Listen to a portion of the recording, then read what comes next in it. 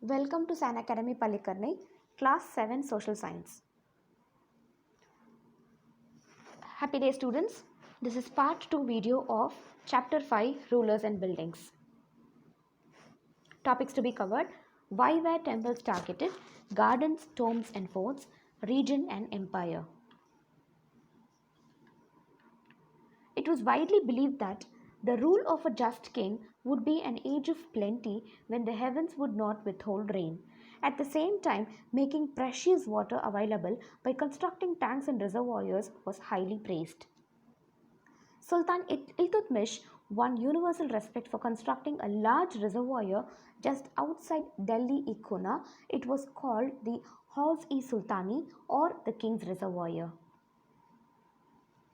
This slide shows some examples of the construction of reservoir in front of the temples for your reference.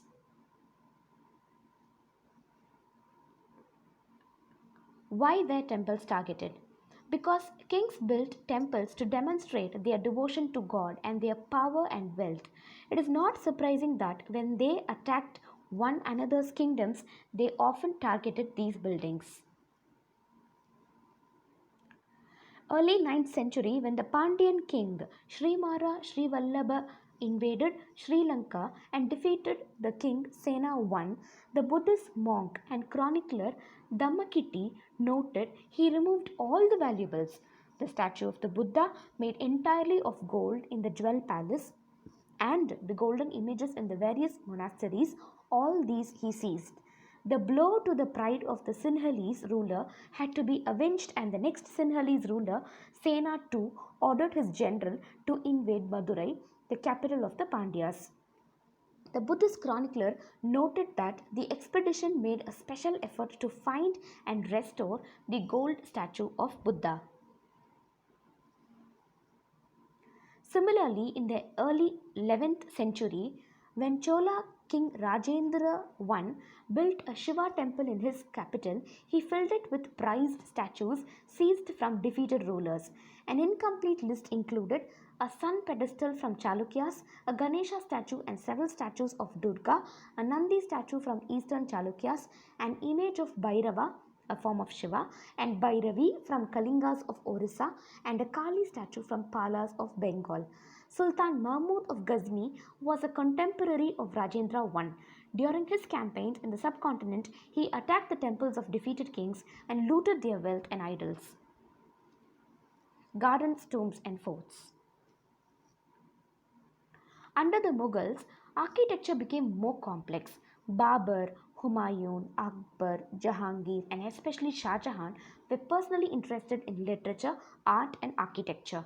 In his autobiography, Babur described his interest in planning and laying out formal gardens placed within rectangular walled enclosures and divided into 4 quarters by artificial channels.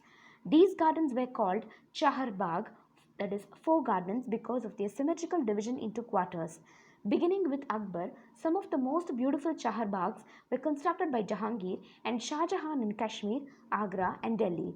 There were several important architectural innovations during Akbar's reign. For inspiration, Akbar's architectures turned to the tombs of his Central Asian ancestor Timur. Formal gardens under Mughals. The Chahar Bagh or 4 gardens, constructed by Humayun's tomb in Delhi, terraced Chahar Bagh at Shalimar Gardens, Kashmir. Riverfront garden, having a river in the front of the garden, Lal Mahal Bari, Taj Mahal, Agra. This is the terraced Chahar Bagh at Shalimar Gardens, Kashmir, 1620 and 1634. This is the topical view of the Chahar Bagh. Topical view of Shalimar Gardens, Kashmir.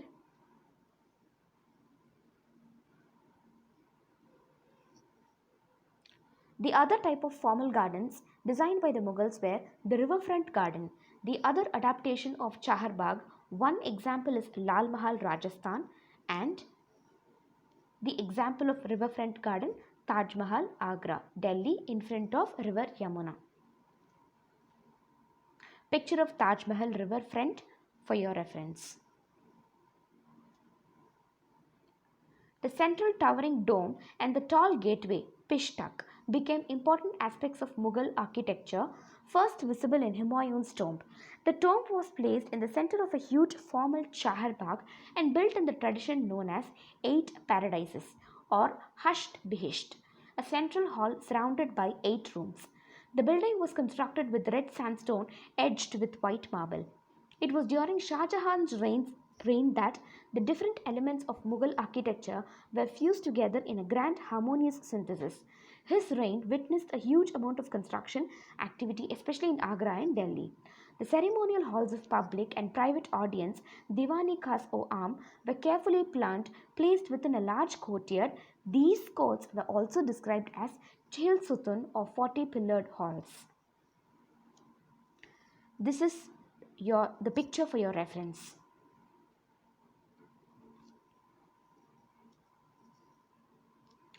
It was during Shah Jahan's reign that different elements of Mughal architecture were fused together in grand harmonious synthesis.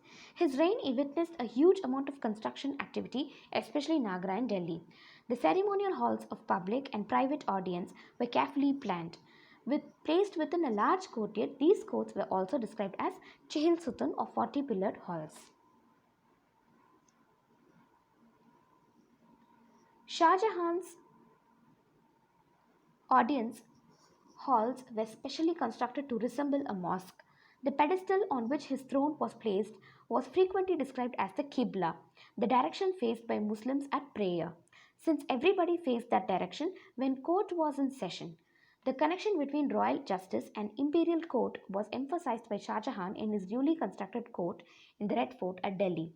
Behind the emperor's throne were a series of Petra Dura inlays that depicted the legendary Greek god Orpheus playing the flute. It was believed that Orpheus' music could calm ferocious beasts until they coexisted together peaceably. The construction of Shah Jahan's audience hall aimed to communicate that the king's justice would treat the high and the low as equals, creating a world where all could live together in harmony. Region and Empire.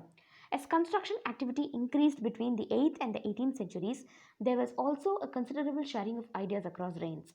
In Vijayanagara, for example, the elephant stables of the rulers were strongly influenced by the style of architecture found in the adjoining sultanates of Bijapur and Golconda. In Vrindavan, near Mathura, temples were constructed in architectural styles that were very similar to the Mughal places in Fatehpur Sikri. Thank you. Have a nice day.